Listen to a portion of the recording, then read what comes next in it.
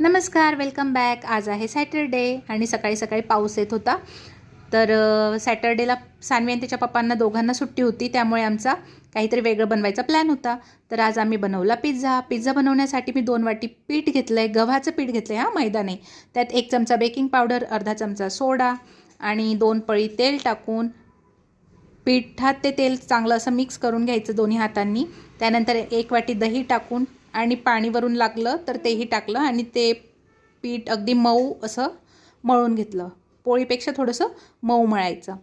तर ज्या भाज्या होत्या कांदे, शिमला मिरची आणि टमाटे हे मी थोडं तेल टाकून परतून घेतले, म्हणजे लहान पोरं खातात तर ते भाज्या कच्च्या राहायला नको, त्यामुळे आधी फुल फ्लेम ठेवून मी हे परतून घेतलं। अर्ध कच्चं पक्क असं शिजून जातं आणि थोडं मीठ घातलं मी त्यात।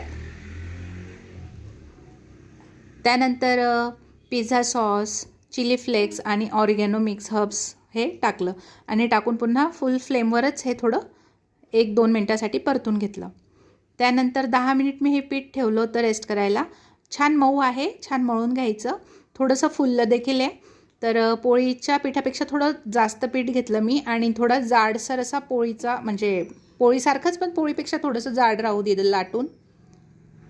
पोळीपेक्षा जाड लाटायचं आणि असं फॉर्कने त्याला होल करून घ्यायचे, म्हणजे आपण तव्यावर शेकताना त्याला फुग येत नाही। पोळीसारखंच छान शेकून घ्यायचं आधी तव्यावर, म्हणजे पिझ्झा आपला कच्चा राहत नाही। पोरांसाठी देखील हा खूप चांगला आहे, बाहेरचं खाण्यापेक्षा तर खूपच हेल्दी म्हणता येईल। तर पिझ्झा सॉस लावून झाला, त्यानंतर ज्या भाज्या मी परतून घेतल्या होत्या त्यानंतर त्यावर चिली फ्लेक्स आणि ऑरिगॅनो स्प्रेड केलं। नंतर चीज पण मी वरून किसून घेतलं आणि तवाच आहे माझा आधीचा ठेवलेला, मीडियम फ्लेमवर हा ताट होता ना, त्यातच पिझ्झा ठेवून त्याला झाकून 5-7 मिनिटासाठी मी तव्यावर ठेवून दिलं।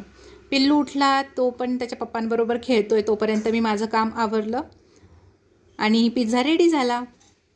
बघा किती छान दिसतोय। खरं सांगायला गेलं तर रेडीमेड पिझ्झापेक्षा खूप पटींनी चांगला आणि हेल्दी आहे पोरांसाठी देखील।